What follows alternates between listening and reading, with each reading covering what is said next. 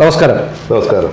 നമുക്കിപ്പോൾ ഒരു പ്രധാനപ്പെട്ട നമ്മളിപ്പോൾ ഒരു കൂടിക്കാഴ്ചയുടെ ഒരു പ്രധാനപ്പെട്ട ഉദ്ദേശം എന്ന് പറയുന്നത് ഞങ്ങൾ ഈ വിവിധ മേഖലകളിലെ പ്രഗത്ഭരായ ആൾക്കാരെയൊക്കെ നമ്മൾ മീറ്റ് ചെയ്യുന്ന ഒരു പരിപാടിയുടെ ഭാഗമായിട്ടാണ്. അപ്പം ശരിക്കും ഇപ്പം താങ്കളെക്കുറിച്ച് നമ്മൾ പരിശോധിക്കുമ്പം ഏറ്റവും പ്രധാനപ്പെട്ട കാര്യങ്ങളിലൊന്ന് താങ്കൾ ഈ ജീവകാരുണ്യ രംഗത്ത് ഏറെക്കാലമായി സജീവമായി നിൽക്കുന്ന ഒരാളാണ്. എന്താണ് ആ ജീവകാരുണ്യ മേഖലയിലേക്ക് പോകാനുള്ളൊരു പ്രധാനപ്പെട്ട കാരണം എന്താണ്?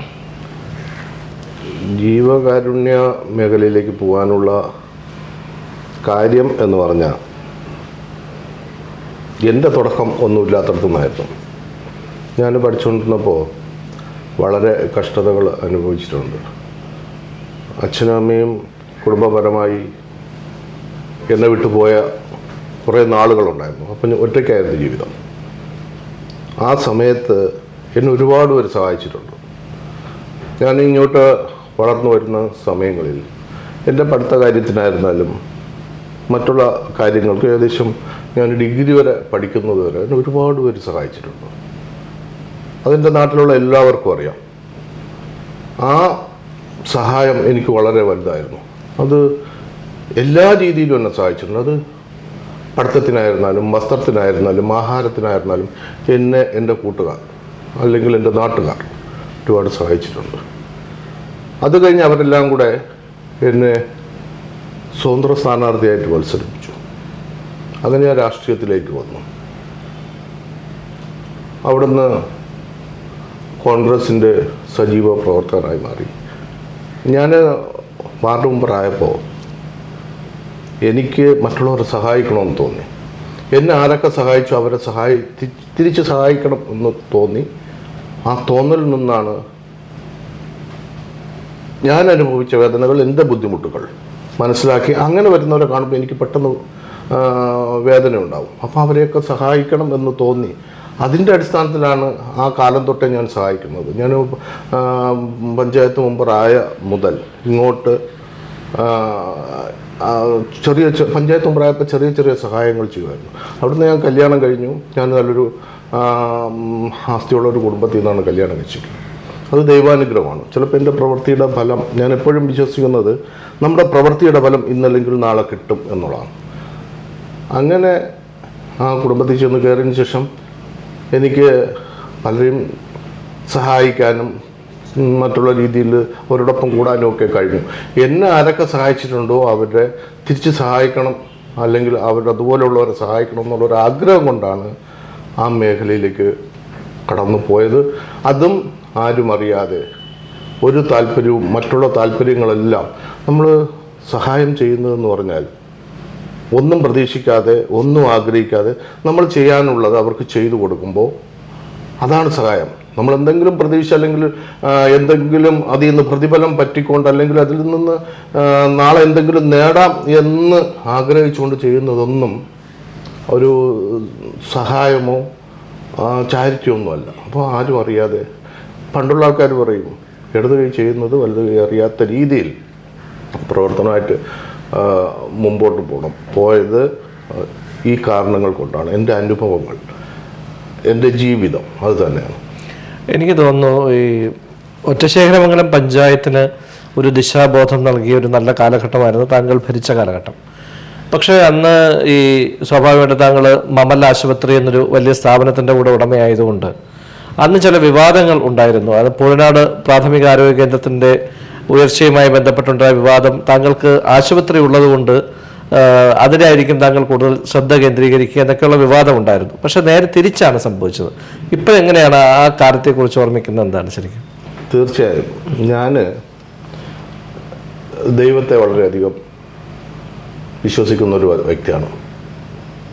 നമ്മുടെ പ്രവർത്തികൾക്ക് ദൈവം കൂടെ ഉണ്ടാവും എന്നുള്ളതാണ്. നേരത്തെ ഈ പറഞ്ഞതുപോലെ ഞാൻ നേരത്തെ ഒരു ഇൻ്റർവ്യൂവിൽ ഇത് പറഞ്ഞിട്ടുണ്ടായിരുന്നു. അതിൽ പൂഴനാട് PHC എന്ന് പറഞ്ഞാൽ കുറച്ച് പേഷ്യൻ്റൊക്കെ വന്നുകൊണ്ടിരുന്ന ഒരു ഹോസ്പിറ്റലാണ്. ഇപ്പം ഞാൻ പഞ്ചായത്ത് പ്രസിഡൻ്റായിട്ട് വന്നപ്പോൾ പരക്കെ ഒരു ആക്ഷേപം വന്നു. എനിക്കൊരു ആരോഗ്യ സ്ഥാപനമുണ്ട്, ഞാൻ നേരത്തെ പറഞ്ഞിട്ടുണ്ടായിരുന്നു. അത് തന്നെയാണ് ഞാൻ ഇപ്പോഴും പറയുന്നത്. അപ്പോൾ പിന്നെ ആ ആരോഗ്യ സ്ഥാപനം പൂഴനാട് PHC ഈ ട്രാൻസ്ഫർ ചെയ്തു വരുന്ന ആൾക്കാരാണ് കൂടുതലും. എന്തായാലും പണിഷ്മെൻറ്റ്, കാരണം പൂർണ്ണമായിട്ടോട്ടും ഇങ്ങോട്ടുള്ള മേഖലകളിൽ വരാൻ വളരെ താല്പര്യക്കുറവാണ്. ഇപ്പോൾ ഡോക്ടേഴ്സിനായിരുന്നാലും മണ്ഡപങ്ങളുടെ ഇറങ്ങിയാൽ ഏകദേശം ഒരു 1-1.5 കിലോമീറ്റർ നടന്നു വേണം അവിടെ പോകാൻ. അല്ലെങ്കിൽ എപ്പോഴും ആ റൂട്ടിൽ വാഹനമില്ല. അങ്ങനത്തെ മണ്ഡപത്തോടെ ഇറങ്ങി ഒന്ന് ആട്ടോ പിടിച്ച് പോകണം. ഡോക്ടേഴ്സ് ആണെങ്കിൽ അവിടെ വന്നിട്ട് വീണ്ടും അവിടുന്ന് പോകണം. കാറുള്ളവരാണെങ്കിൽ കാറിൽ പോകണം, അല്ലെങ്കിൽ ബൈക്ക് വേണം. അങ്ങനെയുള്ള ഒരു അവസ്ഥ ഉള്ള ഒരു ഹോസ്പിറ്റലായിരുന്നു പൂനാട്. അപ്പോൾ ആ ഹോസ്പിറ്റൽ അവിടെ കുറച്ചാളാണ് വന്നിരിക്കുന്നതിനും ഞാനിവിടെ ഒരു ഹോസ്പിറ്റലാണ് നടത്തുന്നത്. അപ്പോൾ അത് പൂട്ടിയാലേ അവിടെ നിന്നുള്ള ആൾക്കാരും അല്ലെങ്കിൽ എന്നെ ചുറ്റിപ്പറ്റി നിൽക്കുന്ന ആൾക്കാരുമാണ് മമ്മലിൽ വരുന്നു എന്നുള്ളൊരു കൺസെപ്റ്റ് പൊതുവേ ഉണ്ടായി. ഇനിയിപ്പോൾ അത് പൂട്ടിപ്പോകും എന്നുള്ള ഒരു ഇതുണ്ടായിരുന്നു. പക്ഷേ മാനസികമായിട്ട് എനിക്കത് ബുദ്ധിമുട്ട് തോന്നി. അത് ഞാൻ തീർത്തും പറയുന്നു, ദൈവത്തിന് നടത്തുന്നു. ആ സമയം എനിക്ക് മാനസികമായിട്ട് ബുദ്ധിമുട്ട് തോന്നിയ സമയത്താണ് ഞാൻ നേരത്തെ പറഞ്ഞതുപോലെ അവിടെ ഒരു വിനോജ് ഡോക്ടർ വരുന്നത്. വിനോജ് ഡോക്ടർ അവിടെ വരുന്നു, അവിടെ വന്നിട്ട് അതിൻ്റെ പ്രവർത്തനങ്ങളിൽ ഇടപെടുന്നു. ആ പ്രവർത്തനങ്ങളിൽ അവിടുത്തെ സ്റ്റാഫ് മൊത്തം കൂടുന്നു. ആ സ്റ്റാഫിൻ്റെ കൂടെ അവിടുത്തെ സന്നദ്ധ സംഘടനകളെ കൂട്ടിയൊഴിപ്പിക്കുന്നു. അതോടൊപ്പം പിന്നെ നാട്ടുകാർ അവരെല്ലാം ആ ഹോസ്പിറ്റലിനെ. അപ്പം അദ്ദേഹത്തിനൊരു ഐഡിയ ഉണ്ടായിരുന്നു. അത് നമ്മളുമായിട്ട് പങ്കുവച്ച് ആ പങ്കുവയ്പ്പിൻ്റെ അടിസ്ഥാനത്തിൽ അദ്ദേഹത്തിന് വേണ്ടുന്ന സപ്പോർട്ടുകൾ, അതിൽ പഞ്ചായത്ത് മാത്രമല്ല, പലരും തെറ്റിദ്ധരിക്കുന്ന പഞ്ചായത്ത് മാത്രമല്ല, ത്രിതല പഞ്ചായത്തുകളുണ്ട്, ഗവൺമെൻറ്റുണ്ട്, എല്ലാ സംവിധാനങ്ങളെയും കൂടെ കൂട്ടിയൊഴിപ്പിച്ചുകൊണ്ട് അത് ഇന്ത്യയിലെ നമ്പർ 1 PHC ആയി. ആ സമയത്ത് ഞാൻ പഞ്ചായത്ത് പ്രസിഡന്റ് ആയിരുന്നു. പക്ഷേ എൻ്റെ കണ്ണീര് ദൈവം കണ്ടു എന്നുള്ളത് എനിക്ക് അത്രയ്ക്ക് വേദന തോന്നി. കാരണം ഇത് പൂട്ടിപ്പോകും അല്ലെങ്കിൽ അതിനുള്ള ഇതാണ് എന്ന് ആയി വന്നപ്പോഴുള്ള ഒരു വിമർശനം. പക്ഷേ അത് എൻ്റെ സമയത്ത് അത് അങ്ങനെ ആക്കാൻ കഴിഞ്ഞതിൽ എനിക്ക് ചാരിതാർത്ഥ്യമുണ്ട്. അത് ഏറ്റവും ഇന്ത്യയിലെ തന്നെ ഏറ്റവും മുൻപന്തിയിൽ 99 പോയിൻ്റ് കൂടുതൽ മാർക്കുകൾ നേടിക്കൊണ്ടാണ് ആ ഹോസ്പിറ്റൽ അങ്ങനെ. അത് അവിടുത്തെ ഡോക്ടറിൻ്റെയും ജീവനക്കാരുടെയും നാട്ടുകാരുടെയും സന്നദ്ധ സംഘടനകളുടെയും രാഷ്ട്രീയ പാർട്ടികളുടെയും എല്ലാം കൂട്ടായിട്ടുള്ള ഒരു പ്രവർത്തനം തന്നെയാണ്. അത് ഒരിക്കലും എനിക്ക് അവകാശപ്പെട്ടതെന്ന് ഞാൻ ഒരിടത്തും പറഞ്ഞിട്ടില്ല, പറയൂല്ല. എത്ര കൊല്ലം കഴിഞ്ഞാലും ഞാനതും പറയുന്നു, ഒരു ജനപ്രതിനിധികൾക്കും ഒരു സ്ഥാപനത്തെയും നന്നാക്കാനും കഴിയില്ല. അത് ഞാനും വിശദമായി പറഞ്ഞിട്ടുണ്ട്. എല്ലാവരും വിചാരിക്കുന്നത് ജനപ്രതിനിധികളാണ് പിന്നെ എല്ലാ സ്ഥാപനങ്ങളെയും നന്നാക്കുന്നത്, അല്ലെങ്കിൽ ഹോസ്പിറ്റൽ നന്നാക്കുന്നത്. അത് പ്രസിഡൻറ്റിൻ്റെ കഴിവാണ്, അല്ലെങ്കിൽ MP-യുടെ കഴിവാണ്, MLA-യുടെ കഴിവ്. ഒരിക്കലും അല്ല. അത് അവിടുത്തെ ജീവനക്കാരുടെ, അവിടെ എന്ത് നടക്കണം, എങ്ങനെ നടക്കണം, അവിടെ വരുന്നവരെ എങ്ങനെ ട്രീറ്റ് ചെയ്യണം, ഏത് രീതിയിൽ പരിപാലിക്കണം, എന്താണ് അവർക്ക് വേണ്ടുന്ന കൃത്യമായ സേവനങ്ങൾ ആ സമയത്ത് തന്നെ കൊടുക്കുമ്പോഴാണ് അവർ അത് നല്ലതെന്ന് പറയുന്നത്. ആ സേവനങ്ങൾ ചെയ്തു കൊടുക്കുവാനുള്ള സാഹചര്യങ്ങൾ ഭൗതികമായിരുന്നാലും സാമ്പത്തികമായിരുന്നാലും മറ്റു തരത്തിലുള്ള സാഹചര്യങ്ങൾ ഒരുക്കി കൊടുക്കുകയാണ് ജനപ്രതിനിധി. അവർക്കത് കൊടുക്കാനും അത് ആ സാഹചര്യങ്ങൾ ഒരുക്കി കൊടുക്കുമ്പോൾ അത് വിനിയോഗിച്ചുകൊണ്ട് കൃത്യമായി ആ ജീവനക്കാരത് കൊടുക്കുമ്പോഴാണ്. ഇപ്പം താങ്കളൊരു ആവശ്യ പഞ്ചായത്തിൽ വരുന്നു, അവിടെ പല പ്രാവശ്യം നടക്കേണ്ടി വരുമ്പോൾ ബുദ്ധിമുട്ട് വരുന്നു. പക്ഷേ ആ സമയത്ത് തന്നെ അത് കിട്ടുമ്പോൾ കൊള്ളാം, പഞ്ചായത്ത് കൊള്ളാം, പ്രസിഡന്റ് കൊള്ളാം, അത് ഉണ്ടാക്കി തരുന്നത് ജീവനക്കാരാണ്. ജീവനക്കാർക്ക് മാത്രമേ അത് കഴിയൂ, അതായത് ഉദ്യോഗസ്ഥർക്ക് മാത്രമേ കഴിയൂ. ആ ഉദ്യോഗസ്ഥർ ആ രീതിയിൽ പെരുമാറുകയും അവരോട് പെരുമാറുകയും അവർക്ക് വേണ്ടുന്ന സാഹചര്യങ്ങൾ ഒരുക്കി കൊടുക്കുകയും അത് ചെയ്യുകയും ചെയ്യുമ്പോഴാണ് അതിൽ നിന്ന് നമുക്ക് ഈ നന്മ ഉണ്ടാകുന്നത്. അപ്പോൾ സ്വാഭാവികമായി നമ്മൾ സാധാരണ ഈ പ്രൈവറ്റ് ഹോസ്പിറ്റലുകളെയൊക്കെ നമ്മൾ വളരെ മോശമായി, എന്നാൽ ആവശ്യങ്ങൾക്ക് സമീപിക്കുകയും എന്നാൽ ചിലപ്പോൾ മോശം അഭിപ്രായം പറയുകയും ചെയ്യുന്ന സാഹചര്യമുണ്ട്. പക്ഷേ താങ്കളുടെ ജീവനക്കാരികളിൽ ഒരാൾ എന്നോട് പറഞ്ഞത്, ഒരു മുട്ടുമാറ്റിവെക്കൽ ശസ്ത്രക്രിയയുമായി ബന്ധപ്പെട്ട് ഒരാളും ചെയ്യാത്ത ഒരു സമീപനം ഈ ആശുപത്രിയുടെ ഭാഗത്തുനിന്ന് ഉണ്ടായെന്നുള്ളതാണ്. അതെന്തുകൊണ്ടാണ്, അതെങ്ങനെയാണ് സാധ്യമാവുന്നത്? കാരണം ഈ ഡോക്ടർമാരുമായുള്ള അലയൻസ്, ജീവനക്കാരുമായുള്ള അലയൻസ്, ഇതെല്ലാം ഒരു സുതാര്യമായി കൊണ്ടുപോകേണ്ടുന്ന ഒന്നാണ്. ഇതിനിടയിൽ ഇത് എങ്ങനെ സാധിക്കുന്നത്? വളരെ ചിലവേറിയൊരു പ്രക്രിയയല്ലേ ശരിക്കും അത്? തീർച്ചയായും. വീണ്ടും ഞാൻ തുടങ്ങിയെടുത്ത് പോകുന്നു. ഞാനിപ്പോൾ ഇതെല്ലാം എനിക്ക് ചെയ്യാൻ കഴിയുന്നത് ദൈവാനുഗ്രഹം കൊണ്ടാണ്.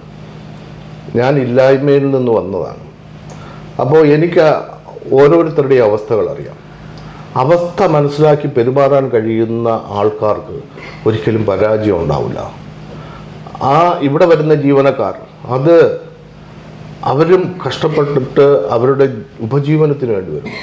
ഡോക്ടേഴ്സ് അവർ ഇതല്ലെങ്കിൽ മറ്റുള്ള ഹോസ്പിറ്റലുകളുണ്ട്. അപ്പോൾ അവർ ആ രീതിയിൽ പരിഗണിക്കുന്നു. ആർക്ക് എവിടെ എന്ത് പരിഗണന വേണമോ അത് കൊടുക്കുന്നു, അവരോടൊപ്പം നിൽക്കുന്നു.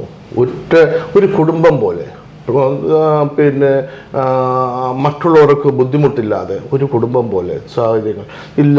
ചിലപ്പോൾ അവർക്ക് ചില ബുദ്ധിമുട്ടുണ്ട്, അവിടെ സഹായിക്കുന്നു. ഇതുപോലെ സാമ്പത്തികമായിട്ട് ബുദ്ധിമുട്ട് വരുന്നു, അല്ലെങ്കിൽ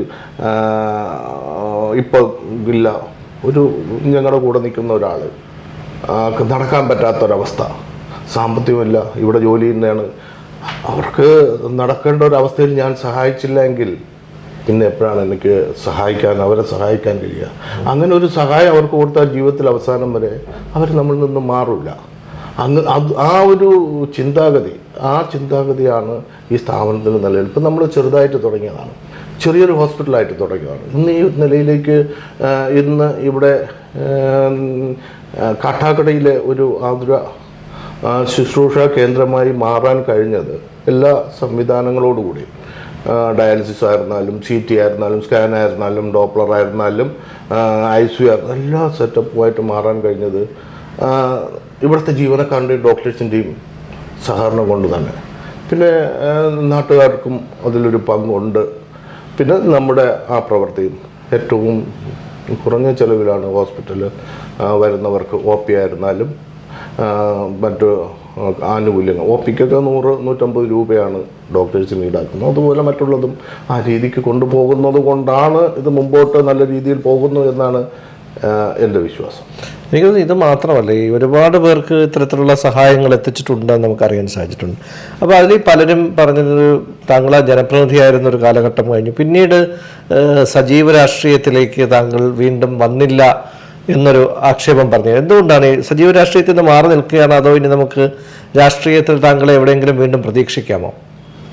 തീർച്ചയായും സജീവ രാഷ്ട്രീയത്തിലേക്ക് വന്നില്ല എന്ന് ഞാൻ പഞ്ചായത്ത് 20 വർഷം ജനപ്രതിയായിരുന്നു. 2000 മുതൽ 2020 വരെ മെമ്പറായിട്ടും സ്റ്റാൻഡിംഗ് കമ്മിറ്റി ചെയർമാനായിട്ടും പ്രസിഡൻ്റായിട്ടും ബ്ലോക്കിൻ്റെ മെമ്പറായിട്ടും. അവിടെ ഞാൻ ബ്ലോക്കിൽ പ്രസിഡന്റ് സ്ഥാനത്തേക്ക് ഞറുക്കിലാണ് പോയത്.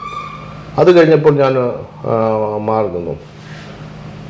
മാറി നിന്നത് പിന്നെ പഞ്ചായത്തിൽ പുതിയ ആൾക്കാർ വരട്ടെ എന്നുള്ള താല്പര്യം കൊണ്ടാണ്. പക്ഷേ ഞാൻ രാഷ്ട്രീയത്തിൽ നിന്ന് വിട്ടുപോയിട്ടില്ല. അപ്പോഴും ഞാൻ കോൺഗ്രസ് പാർട്ടിയുടെ പ്രവർത്തനങ്ങളിലുണ്ടായിരുന്നു. പ്രവാസി കോൺഗ്രസിൻ്റെ സംസ്ഥാന പ്രസിഡൻ്റായിട്ട് എല്ലാ മേഖലകളിലും വർക്ക് ചെയ്തുകൊണ്ടിരുന്നു. മറ്റുള്ള പ്രവർത്തനങ്ങളിലെല്ലാം പഞ്ചായത്തിൻ്റെ ആയിരുന്നാലും മറ്റു പ്രവർത്തനങ്ങളിലൊക്കെ എയർപോർട്ട് കൊണ്ടേയിരുന്നു. പക്ഷേ ഒരു രാഷ്ട്രീയ പ്രവർത്തനം എന്ന് പറയുന്ന, അല്ലെങ്കിൽ ഒരു പൊതുപ്രവർത്തനം എന്ന് പറയുന്നത് എവിടെയെങ്കിലും മത്സരിച്ച് ജയിച്ചാൽ മാത്രമല്ല, അല്ലാതെയും നമുക്ക് നടത്താൻ കഴിയണം. പിന്നെ പഞ്ചായത്തിൽ ഇരിക്കുമ്പോൾ അല്ലെങ്കിൽ ഒരു ജനപ്രതിനിധിയായിരിക്കുമ്പോൾ നടത്തുന്ന പ്രവർത്തനം സാധാരണ നടത്തുമ്പോൾ ആരും അംഗീകരിക്കാറില്ല. ആ പഞ്ചായത്ത് മെമ്പറായിരിക്കുമ്പോഴും പ്രസിഡന്റ് ആയിരിക്കുമ്പോൾ അത് പഞ്ചായത്ത് മെമ്പറാണ്, പ്രസിഡന്റ് അവിടെ വന്നിരുന്നു, ഇവിടെ വന്നിരുന്നു. അത് കഴിഞ്ഞാൽ നമ്മൾ ചെല്ലുമ്പോൾ ഇന്ന ആൾ വന്നിട്ട് പോയി. നമ്മൾ അത് കഴിയുമ്പോൾ നമ്മളെല്ലാം ആണ്. അപ്പോൾ അത് നമുക്ക് അത്രയ്ക്കും പ്രാധാന്യം കിട്ടില്ല. നമ്മളൊരു പഞ്ചായത്ത് പ്രസിഡന്റോ മെമ്പറായിരിക്കുമ്പോൾ അവിടെ വന്നാൽ ആ പ്രശ്നങ്ങൾ നിന്നാൽ പിന്നെ അത് പഞ്ചായത്ത് പ്രസിഡന്റായിരുന്നു, മെമ്പറായിരുന്നു. അല്ലാതെ വരുമ്പോൾ അത് ആൾക്കൂട്ടത്തിൽ ഒരാൾ മാത്രമാണ്. അപ്പോൾ ആ സമയത്ത് നമ്മളുണ്ടായിരുന്നു. പക്ഷെ അന്നെല്ലാം ആൾക്കൂട്ടത്തിൽ ഒരാൾ മാത്രമായിരുന്നു. പക്ഷെ ആ ഒരു ആൾക്കൂട്ടത്തിൽ ഒരാൾ മാത്രമാണെന്ന് പറയുമ്പോഴും ഒരുപാട് കാര്യങ്ങൾ ഈ പറയും പോലെ പിന്നണിയിൽ നമ്മൾ ഒരുപാട് കാര്യങ്ങൾ ചെയ്തു. അതായത് ഒരു ജനങ്ങൾ ആഗ്രഹിക്കുന്ന ഒരു ജനപ്രതിനിധി എന്ന് പറയുന്ന എല്ലാ പ്രശ്നങ്ങളിലും ഇടപെടുന്ന, സജീവമായി കാര്യങ്ങളിലേക്ക് മുന്നോട്ട് കൊണ്ടുപോകുന്ന ഒരാൾ എന്നുള്ള നിലയിലാണ്. അപ്പോൾ അത് മികവാർന്നൊരു ഭരണം താങ്കൾക്ക് കാഴ്ചവെക്കാൻ സാധിച്ചിട്ടുണ്ട്. അപ്പം ജനങ്ങൾ വീണ്ടും പ്രതീക്ഷിക്കുന്നുണ്ട് അജയ്കുമാർ വീണ്ടും ഏതെങ്കിലും ഇപ്പോൾ നിയമസഭാ മണ്ഡലത്തിലോ അല്ലെങ്കിൽ എവിടെയെങ്കിലുമൊക്കെ പഞ്ചായത്തിലോ എവിടെയെങ്കിലുമൊക്കെ വീണ്ടും തിരികെ വരുമോ എന്നൊരു അന്വേഷണം നടക്കുന്നുണ്ട്. അത് ശ്രദ്ധയിൽപ്പെട്ടിട്ടുണ്ടോ അങ്ങനൊരു കാര്യം? തീർച്ചയായും ശ്രദ്ധയിൽപ്പെട്ടിട്ടുണ്ട്. പിന്നെ അത് പലരും പറയുന്നുണ്ട്, പല രീതിയിലും സംസാരങ്ങൾ നടക്കുന്നുണ്ട്. അത് നമ്മൾ ഇനി അങ്ങോട്ട് ആരാവണം എന്ന് തീരുമാനിക്കേണ്ടത് ഞാനല്ല. ഒരു പരിധിവരെ എൻ്റെ പാർട്ടിയാണ്. അത് കഴിഞ്ഞാൽ പിന്നെ ജനങ്ങളാണ്. പാർട്ടി പറഞ്ഞാൽ പോലും എന്നെ ആ നിലയ്ക്ക് കാണണം അല്ലെങ്കിൽ എത്തിക്കണം എന്നുള്ള ഉത്തരവാദിത്വം ജനങ്ങൾക്കുണ്ട്. അവർക്കങ്ങനെ ഒരു ഉത്തരവാദിത്വം ഉണ്ടാവണം അല്ലെങ്കിൽ കാണണമെങ്കിൽ അവർക്ക് അതിനുള്ള മനസ്സുണ്ടാവണം. ആ മനസ്സ് ദൈവം കൊടുക്കണം. എന്ന് പറഞ്ഞാൽ ദൈവം വിചാരിക്കണം ഞാൻ ഏതൊക്കെ മേഖലയിൽ പ്രവർത്തിക്കണം, എന്ത് ചെയ്യണം. ഞാൻ ഇപ്പോഴും വിശ്വസിക്കുന്നു നമ്മുടെയൊക്കെ ഇപ്പം നിങ്ങളായിരുന്നാലും ഞാനായിരുന്നാലും ബാക്കിയുള്ളവരായിരുന്നാലും ഈ പ്രവർത്തന മേഖല എന്ന് പറയുന്നത് ദൈവനിശ്ചയമാണ്, അത് നിയോഗമാണ്. നിങ്ങൾ ഇന്ന സമയത്ത് ഇന്നത് പ്രവർത്തിക്കണം, അത് ദൈവനിയോഗമാണ്. നമുക്കറിയാം ഇപ്പോൾ ഇവിടെ ഒരു കുറ്റം ചെയ്താൽ, കൊലപാതകം ചെയ്താൽ, ഒരാളിനെ കൊന്നാൽ അല്ലെങ്കിൽ വേറെ എന്തെങ്കിലും ചെയ്താൽ അതിന് നടപടി ഉണ്ടാവും. പക്ഷേ ആ നടപടി ഒരാളിനെ തൂക്കിക്കൊല്ലാൻ വിധിക്കുന്നു. ആ തൂക്കിക്കൊല്ലാൻ വിധിക്കുന്ന ആളിനെതിരെ ഒരു പരാതിയും ഇപ്പം പറയാൻ കഴിയില്ല, ചെയ്യാൻ കഴിയില്ല. അദ്ദേഹത്തിൻ്റെ പൊസിഷൻ, അദ്ദേഹത്തിനെ നമ്മൾ ജഡ്ജെന്ന് പറയും. ആ ജഡ്ജാവാൻ എല്ലാവർക്കും കഴിയില്ല, അത് ദൈവനിയോഗം. ചില കാര്യങ്ങൾക്ക് ദൈവത്തിന് നേരിട്ട് വന്ന് ചെയ്യാൻ കഴിയില്ല, അതിന് ദൈവം ഓരോരുത്തരെ നിയോഗിക്കും. അത് തന്നെയാണ് ഈ ജനപ്രതികളും ജഡ്ജായിരുന്നാലും മറ്റുള്ള മന്ത്രിമാരായിരുന്നാലും ഇതെല്ലാം ദൈവത്തിൻ്റെ പ്രവൃത്തികൾ ഏറ്റെടുത്ത് നടത്തേണ്ടവരാണ്. ആ പ്രവൃത്തികൾ, ആ ദൈവത്തിനൊരു നീതിയുണ്ട്, ആ നീതിപൂർവമാണ് നടക്കുന്നു എങ്കിൽ നമ്മൾ വീണ്ടും വീണ്ടും ആ മേഖലയിൽ കൊണ്ടുപോകും. അല്ലെങ്കിൽ നമുക്ക് ആ മേഖലകളിലൊന്നും ഒരിക്കലും എത്തിച്ചേരാൻ കഴിയില്ല എന്ന് ഞാൻ വിശ്വസിക്കുന്നു. ഇപ്പം നമ്മൾ മനസ്സിലാക്കിയെടുത്തോളം ഒരുപാട് കാര്യങ്ങൾക്കകത്ത് ഇപ്പം ഒരുപാട് മേഖലകളൊക്കെ പരിചയമുള്ള ആളാണ്. അപ്പോൾ ഇപ്പം പാലിയേറ്റീവ് പ്രവർത്തനങ്ങൾ പോലും വളരെ സജീവമായിരുന്നൊരു കാലഘട്ടമാണ് ഒറ്റശേഖരമംഗലം പഞ്ചായത്തിലെ. പാലിയേറ്റീവ് പ്രവർത്തനങ്ങളും മികവാർന്നൊരു റേറ്റിംഗ് ഒക്കെ ഉണ്ടായിരുന്നതാണ്. അപ്പോൾ അത്തരം പ്രവർത്തനങ്ങളൊക്കെ താങ്കൾ ഇവിടെയും തുടരുന്നുണ്ടെന്നാണ് ഞാൻ മനസ്സിലാക്കുന്നത്, അല്ലേ? ആശുപത്രിയുടെ ഭാഗമായും അത്തരം പ്രവർത്തനങ്ങൾ തുടരുന്നു. തീർച്ചയായും പാലിയേറ്റീവ് പ്രവർത്തനങ്ങൾ ഇവിടെ വരുന്നവർക്ക് പിന്നെ കുറച്ച് പേയ്മെൻറ്റ് കുറവുണ്ടായാൽ, അല്ലെങ്കിൽ വേറെ രീതിയിൽ വന്നാൽ, അല്ലെങ്കിൽ ചില സഹായങ്ങൾ ചെയ്യേണ്ടി വന്നാൽ അതൊക്കെ ഒരു പരിധിവരെ നമുക്ക് ഫുള്ളായി ചെയ്യാൻ കഴിയും. അല്ലെങ്കിൽ നമ്മുടെ സ്ഥാപനം എന്നാലും അവരുടെ എന്താണ് അവരുടെ അവസ്ഥ, ആ അവസ്ഥ അനുസരിച്ച് നമുക്ക് ചെയ്യാനും സഹായിക്കാനും ഞാൻ ശ്രമിക്കാറുണ്ട്. ആ തരത്തിൽ ഇതുവരെ സ്ഥാപനത്തിൽ മറ്റുള്ളവരെ പിടിച്ചു വച്ചെന്നോ അല്ലെങ്കിൽ പൈസ അടയ്ക്കാതെ ഇവിടെ നിർത്തിയിരുന്നോ എന്നുള്ളൊരു പരാതിയോ അങ്ങനെ ഒരു പ്രശ്നങ്ങളോ ഇതുവരെ വരാതെ ഞാൻ നോക്കിയിട്ടുണ്ട്. ഇപ്പോൾ താങ്കളൊരു ജനപ്രതിനിധിയായി മാറുകയാണെങ്കിൽ ഏത് കാര്യത്തിനായിരിക്കും പ്രധാനമായും ഊന്നൽ കൊടുക്കുക? എന്തായിരിക്കും? ഞാൻ ജനപ്രതിനിധി ആവുന്നുവെങ്കിൽ ഏത് മേഖലയിൽ എന്നല്ല, എല്ലാ മേഖലയിലും കഷ്ടപ്പെടുന്ന അല്ലെങ്കിൽ സാധാരണക്കാർ ഞാൻ വന്നപ്പോൾ അവരുടെ അടിസ്ഥാന സൗകര്യങ്ങൾ ഒരുക്കുക. വലിയ മാളികകൾ ഉണ്ടാക്കിയിട്ട് കാര്യമില്ല. ഞാൻ ഒരു പിന്നെ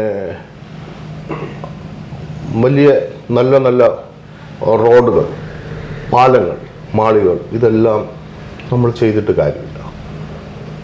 ആ ചെയ്യുമ്പോൾ അത് വേണ്ട എന്നുള്ളതല്ല, അത് വേണം. അതിനോടൊപ്പം അതിൻ്റെ സൈഡിൽ ജീവിക്കുന്നവരുടെ അവസ്ഥ കൂടെ നമ്മൾ മനസ്സിലാക്കണം. ഇപ്പോൾ ഓടി ആശുപത്രിയിൽ വരുന്നു, ആശുപത്രിയിൽ വരുമ്പോൾ വലിയ കെട്ടിടമുണ്ട്. സാധാരണക്കാരന് ഇപ്പം നമ്മളെപ്പോലുള്ള പ്രൈവറ്റ് ഹോസ്പിറ്റലിൽ ആശ്രയിക്കാവില്ല.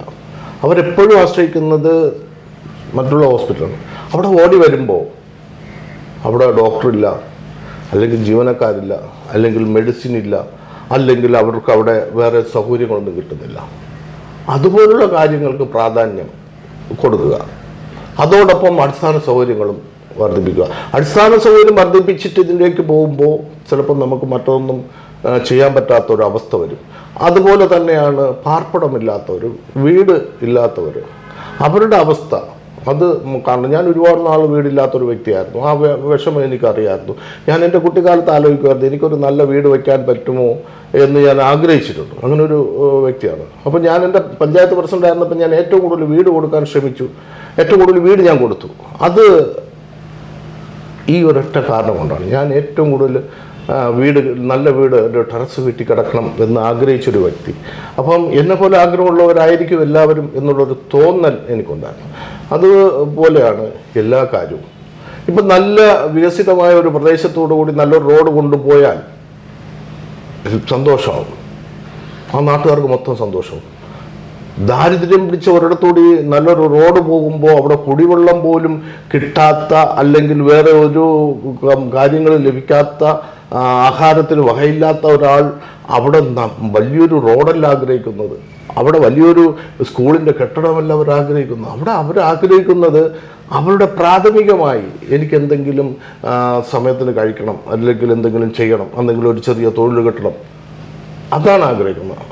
എവിടെയാണ് എന്താണ് ആവശ്യം അത് അറിഞ്ഞ് ചെയ്യാൻ പറ്റുന്നതാണ് ജനപ്രതി. ഒരു ദീർഘവീക്ഷണം. ഇത് ചെയ്യുമ്പോൾ ഇതുകൊണ്ട് എത്ര പേർക്ക് പ്രയോജനം ഉണ്ടാവും, ഇത് ചെയ്താൽ അടുത്ത തലമുറയ്ക്ക് ഇത് പ്രയോജനമുണ്ടാവും, ഇത് ചെയ്താൽ മറ്റുള്ളവർക്ക് ദോഷമുണ്ടാവും, പിന്നെ ഒരു നല്ല തോട് അതിനെ നികത്തി റോഡാക്കി പലയിടത്തും സംഭവിച്ചിട്ടുണ്ട്. കുളങ്ങളും തോടുകളും എല്ലാം നികത്തിയിട്ടുണ്ട്. അതെല്ലാം നികത്തി റോഡുകളും കളിക്കളങ്ങളും ഒക്കെ ആക്കി. ഇപ്പോൾ വെള്ളത്തിന് വേണ്ടി ഓടയാണ്. പണ്ടത്തെ അവസ്ഥയല്ല. പണ്ട് വെള്ളം സുലഭമായി കിട്ടുമായിരുന്നു. ഇപ്പം സുലഭമായി ഒരിടത്തും വെള്ളം ലഭിക്കുന്നില്ല. അതുപോലെ എന്താണ് ആ നാട്ടിൽ ആവശ്യം, നാളെ ദീർഘവീക്ഷണം ഉണ്ടായിരിക്കണം. നാളെ ഇതുകൊണ്ട് ദോഷം വരുമോ, അല്ലെങ്കിൽ ഈ പ്രവൃത്തി കൊണ്ട് ഗുണമുണ്ടാവുമോ ദോഷം ഉണ്ടാവുമോ എന്നുള്ള ദീർഘവീക്ഷണത്തോടുള്ള പ്രവൃത്തി ചെയ്യാൻ കഴിയുന്ന ഒരു വ്യക്തിയായിരിക്കണം ജനപ്രതിനിധി. എന്തായാലും താങ്കൾ ഒരു ജനപ്രതിനിധിയായി വരട്ടെ എന്നുള്ള എല്ലാവിധ ആശംസകളോടുകൂടി നമുക്ക് അവസാനിപ്പിക്കാം. Okay, thank you.